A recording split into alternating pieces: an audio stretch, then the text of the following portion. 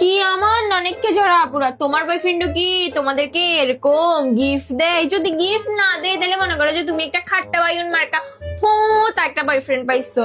মিরাজ আমাকে skin skin skin spire. ও skin spire থেকে একটা কি সুন্দর গিফট দিছে পুকি কালারের। আর দেখো এই যে এখানে হচ্ছে যে মিরাজ দিবি কি হলুদ হলুদ। এটা হচ্ছে ডট এন কি ভিটামিন সি এবং ই ফেস ওয়াশ। এটা লাগাইলে তোমার ত্বক উজ্জ্বল হবে।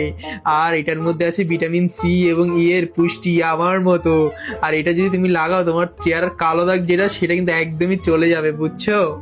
আর একটা কথা শুনো না, এটাতে তো সালফেট ফ্রি, মানে তোমার সব ধরনের ত্বকে লাগাতে পারবা। এরকম কি সালফেরেট ফ্রি দেয়?